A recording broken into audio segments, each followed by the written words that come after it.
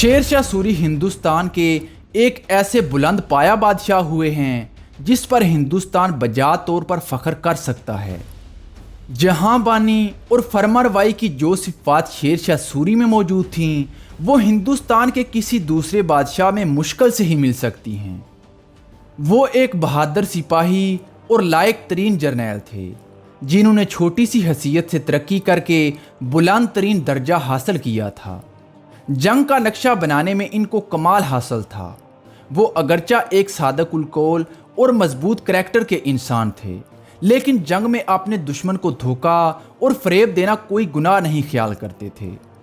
چنانچہ شیر شاہ سوری کی بے نظیر جنگی قابلیت کا ہی یہ نتیجہ تھا کہ انہوں نے مغلیہ حکومت کو فنا کر کے اس کے کھنڈروں پر نئے سرے سے پٹھان حکومت کی بنیاد رکھی تھی۔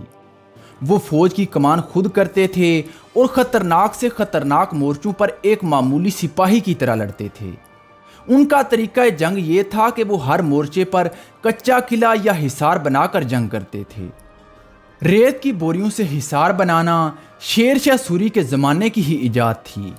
وہ جنگ میں صرف تیر اور تلواروں کے قائل نہ تھے، بلکہ توڑے دار بندوقوں سے اور توپ خانوں سے انہوں نے اپنے تمام لشکر کو آراستہ کر رکھا تھا۔ چنانچہ ان کا لشکر اپنے زمانے کے لحاظ سے جدید ترین اور خطرناک ترین ہتھیاروں سے مسلح ہوتا تھا۔ شیر شاہ سوری نے سڑکوں، صحراؤں اور قلعوں کی تعمیر میں نمایاں حصہ لیا۔ انہوں نے ملک کے مختلف گوشوں میں بے شمار قلعے تعمیر کروائے تاکہ اگر ملک میں کوئی ہنگامہ ہو تو ان قلعوں میں عوام کو پناہ دی جا سکے اور ان قلعوں سے دشمن کا مقابلہ بھی کیا جا سکے۔ اس کے ساتھ ساتھ شیر شاہ سوری نے 4 بڑی بڑی سڑکیں بنوائیں۔ ایک سڑک پشاور سے لے کر سنار گاؤں تک، دوسری سڑک آگرہ سے لے کر برہان پور تک جو دکن کی سرحد پر واقع تھا، تیسری سڑک آگرہ سے جودھ پور اور چتوڑ گڑھ تک، چوتھی سڑک لاہور سے ملتان تک، اور اس کے علاوہ اور بھی بہت سی سڑکیں انہوں نے تیار کروائی تھیں۔ سڑکوں کی دونوں طرف پھلدار درخت لگوائے گئے جن سے سایہ بھی ہو اور مسافر اپنا کھانا بھی حاصل کر سکیں۔ ہر 2 کوس کے بعد کنویں اور سرائیں تعمیر کروائی گئیں۔ ہر سرائے میں ہندو اور مسلمان کے ٹھہرنے کے لیے الگ الگ مکانات بنوائے گئے اور دروازوں پر پانی کی سبیل لگی رہتی تھی۔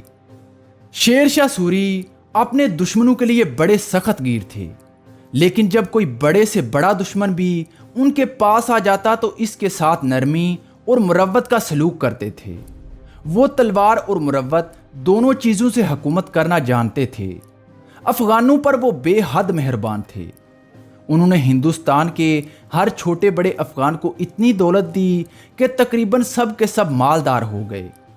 غیر افغانیوں کے ساتھ بھی شیر شاہ سوری نے ہمیشہ محبت اور مروت کا سلوک کیا۔ شیر شاہ سوری فرقہ پرستی سے ہمیشہ دور رہے۔ اگر انہوں نے پورن مل جیسے مسلمان دشمن کے ساتھ سخت ترین سلوک کیا تو انہوں نے خود اپنے بیٹے عادل خان کو بھی سخت ترین سزا دی تھی، جس نے ایک ہندو عورت کی توہین کی تھی۔ شیر شاہ سوری کی رعایا میں چاہے کوئی ہندو ہو یا مسلمان، تمام کے ساتھ برابری کا سلوک کیا جاتا تھا۔ شیر شاہ سوری نے مختصر سے عرصے میں مغلوں کو ہندوستان سے نکال کر ایک نہایت مضبوط اور باقاعدہ پٹھان حکومت قائم کی، لیکن اس حکومت کو سنبھالنے میں شیر شاہ سوری کے جانشین کس طرح ناکام ہوئے اس کا اندازہ ہم چند واقعات سے لگا سکتے ہیں۔ جس وقت شیر شاہ سوری نے وفات پائی تو ان کا بیٹا اور ولی عہد عادل خان اور چھوٹا بیٹا جلال خان دونوں ہی ان سے دور تھے۔ عادل خان رنتھم پور میں تھا اور دوسرا بیٹا جلال خان قصبہ ریواں ضلع بھٹہ میں تھا۔ امراء نے اس خیال سے کہ عادل خان دور ہے اور کسی نہ کسی کی تخت نشینی ضروری ہے، چھوٹے بیٹے جلال خان کو بلوا لیا اور اسے کالنجر کے قلعے میں تخت نشین کرا دیا۔ جلال خان نے تخت نشین ہونے کے بعد اپنا لقب سلیم شاہ یا بعض مورخین کے مطابق اسلام شاہ اختیار کیا۔ اسلام شاہ نے تخت نشین ہوتے ہی سب سے پہلے کالنجر کے راجہ کو قید سے نکلوا کر قتل کر دیا۔ اس کے بعد اسلام شاہ نے فوج میں انعامات تقسیم کیے اور اپنے والد شیر شاہ سوری کے بعد قوانین میں ترمیم کی اور بعد کو تو بالکل ہی منسوخ کر دیا۔ یعنی اسلام شاہ نے تقریباً اس سارے نظام حکومت کو بدل کر رکھ دیا جس کو اس کے باپ نے بڑی مشکل سے قائم کیا تھا۔ اسلام شاہ کی شہزادگی کے زمانے میں اس کے پاس 6000 سوار تھے۔ اس نے تخت نشین ہونے کے بعد ان 6000 کو بڑے بڑے عہدوں پر فائز کیا اور ان کو بہت سارا مال و دولت دیا، جس کی وجہ سے شیر شاہ سوری کی دوسری فوج اور سرداروں میں ناگواری پھیل گئی اور اس طرح فوج اسلام شاہ کے خلاف ہو گئی۔ تخت نشینی کے بعد اسلام شاہ کالنجر سے آگرہ آیا اور آگرہ آنے کے بعد اس نے اپنے بڑے بھائی عادل خان کو آگرہ بلایا تاکہ اس کو قید کر سکے، لیکن عادل خان بھی اکیلا نہیں تھا بلکہ پورا لشکر لے کر آیا تھا، جس کی وجہ سے اسلام شاہ کو اپنے بھائی پر ہاتھ ڈالنے کی ہمت نہ ہو سکی۔ آخرکار اسلام شاہ نے بیانہ میں اپنے بھائی عادل خان کو جاگیر دے کر رخصت کر دیا۔ اسلام شاہ کا طرز عمل اپنے امرائے سلطنت کے ساتھ بھی اچھا نہیں تھا۔ بعد امرائے سلطنت پر تو اسلام شاہ کو شک تھا کہ وہ عادل خان کے ساتھ ملے ہوئے ہیں، اور بعد امرائے سلطنت سے وہ اس لیے ناراض تھا کہ وہ شیر شاہ سوری کے زمانے کے تھے۔ چنانچہ امرائے سلطنت کے ساتھ اس بے اعتمادی کا نتیجہ یہ ہوا کہ اکثر امرائے سلطنت اسلام شاہ کے مخالف ہو گئے اور انہوں نے عادل خان کو آگرہ پر حملے کی دعوت دی۔ چنانچہ عادل خان اپنے لشکر کے ساتھ آگرہ کے قریب سیکری میں آ گیا۔ اسلام شاہ نے آگرہ سے باہر نکل کر عادل خان کا مقابلہ کیا اور اس کو شکست دی۔ اس کے بعد اسلام شاہ کے لشکر کا مقابلہ امرائے سلطنت میں خواص خان اور عیسیٰ خان کے لشکروں سے ہوا۔ ان دونوں کو بھی شکست ہوئی۔ امرائے سلطنت کی اس کھلی بغاوت کے بعد اسلام شاہ امرائے سلطنت کا جانی دشمن ہو گیا۔ اس نے بعد کو تو قتل کروا دیا اور بعد کو قید میں ڈال دیا۔ شجاعت خان حاکم مالوا اور اعظم ہمایوں حاکم پنجاب بھی اسلام شاہ کے مخالف ہو گئے۔ اسلام شاہ نے ہر چند کوشش کی کہ ان دونوں کو آگرہ بلا کر گرفتار کر لیا جائے، مگر وہ اس میں کامیاب نہ ہو سکا۔ اسلام شاہ کو آگرہ میں یہ اطلاع ملی کہ خواص خان، اعظم ہمایوں اور دوسرے امرائے سلطنت لاہور میں بیٹھ کر آگرہ پر حملے کی تیاری کر رہے ہیں۔ یہ خبر سن کر اسلام شاہ ایک بڑا لشکر لے کر لاہور کی طرف روانہ ہوا۔ خواص خان تو اسلام شاہ کے مقابلے پر نہیں آیا، مگر دوسرے امرائے سلطنت کو اسلام شاہ کے مقابلے میں شکست کھانی پڑی۔ اسلام شاہ نے وہاں نیازی پٹھانوں کو بری طرح قتل کیا اور اس کے بعد وہ گوالیار واپس آ گیا۔ گوالیار اسلام شاہ کو بے حد پسند تھا۔ اس کا زیادہ وقت گوالیار میں ہی گزرتا تھا۔ اسلام شاہ گوالیار میں تھا کہ تاج خان نے خواص خان کا سر کاٹ کر اسے وہاں پر بھیج دیا۔ خواص خان شیر شاہ سوری کی فوج کا افسر اعلیٰ تھا۔ شیر شاہ سوری کی حکومت کے قیام میں سب سے زیادہ خواص خان کا ہی حصہ تھا، لیکن اسلام شاہ نے اسے بھی ختم کروا دیا تھا۔ امرائے سلطنت کے ساتھ اسلام شاہ کے اس سلوک کا نتیجہ یہ نکلا کہ اسلام شاہ کے خلاف پٹھانوں میں نفرت بڑھتی چلی گئی۔ شجاعت خان، جس پر بظاہر اسلام شاہ ابھی تک مہربان تھا، اس پر قاتلانہ حملہ ہوا اور عام طور پر یہ مشہور ہو گیا کہ یہ حملہ اسلام شاہ نے ہی کروایا ہے۔ اس کے بعد اسلام شاہ نے مالوا کا علاقہ بھی شجاعت خان سے چھین لیا، لیکن بعد میں یہ علاقہ اس کو واپس کر دیا۔ دوسری طرف پنجاب میں ہمایوں اعظم نے اسلام شاہ کے خلاف شدید بغاوت کھڑی کر دی، لیکن اسلام شاہ نے پنجاب جا کر اس بغاوت کو بھی دبا دیا اور نیازی پٹھانوں کا دشمن ہو گیا۔ یہ دشمنی اس حد تک بڑھ گئی کہ کئی مرتبہ پٹھانوں نے اسلام شاہ کو قتل کرنے کی بھی کوشش کی، مگر خوش قسمتی سے وہ ہر مرتبہ بچ گیا۔ اس کے بعد اسلام شاہ نے نیازی پٹھانوں کو بری طرح کچلا، یہاں تک کہ ان کی طاقت ختم کر دی، لیکن اس کے ساتھ اس کی مخالفت ملک کے ہر کونے میں بڑھتی چلی گئی۔ یہ وہ زمانہ تھا جب مغل بادشاہ ہمایوں طاقت پکڑ چکا تھا۔ اس نے اپنے بھائی مرزا کامران کو کابل میں شکست دے کر ہندوستان کی طرف بھگا دیا تھا۔ مرزا کامران کابل سے فرار ہونے کے بعد سیدھا اسلام شاہ کے پاس آیا، لیکن اسلام شاہ نے اس کے ساتھ کوئی اچھا برتاؤ نہیں کیا، بلکہ اسے ایک حد تک نظر بند کر دیا۔ مرزا کامران تو اس امید پر آیا تھا کہ اسلام شاہ کی مدد سے دوبارہ کابل کے تخت پر قبضہ جما لے گا، لیکن جب اس نے اسلام شاہ کی بے رخی دیکھی تو فرار ہونے کی تدابیر سوچنے لگا۔ آخر ایک رات کو وہ بھرکا اوڑھ کر نکل گیا اور فرار ہو گیا۔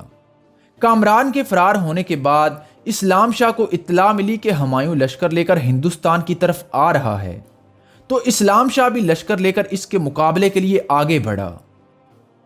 لیکن بعد میں اسلام شاہ کو یہ معلوم ہوا کہ ہمایوں اٹک تک آنے کے بعد واپس کابل چلا گیا ہے۔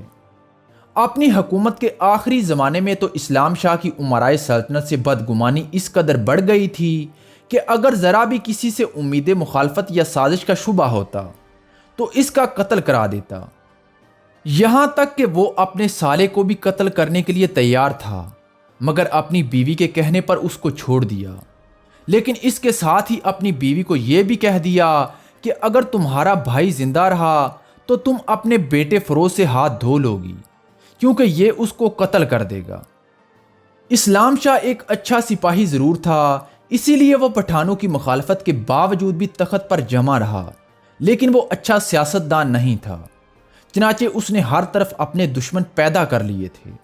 اگر بہادر سپاہی ہونے کے ساتھ ساتھ اسلام شاہ سیاستدان بھی ہوتا تو شیر شاہ سوری کی مضبوط حکومت اس کے دور میں خوب ترقی کرتی، لیکن اس کی ساری طاقت اپنے ہی ہم قوم پٹھانوں کو کچلنے میں صرف ہو گئی، جس کی وجہ سے شیر شاہ سوری کی قائم کردہ سوری حکومت بھی کمزور ہو گئی۔ اسلام شاہ کی وفات کے بعد امرائے سلطنت نے اسلام شاہ کے کمسن بیٹے فیروز شاہ کو تخت پر بٹھا دیا، لیکن اسلام شاہ کے سالے اور چچا زد بھائی مبارز خان محمد شاہ نے اسلام شاہ کے بیٹے فیروز شاہ کو قتل کیا اور خود تخت پر بیٹھ گیا۔ تخت پر بیٹھنے کے بعد اس نے اپنا لقب عادل شاہ اختیار کیا۔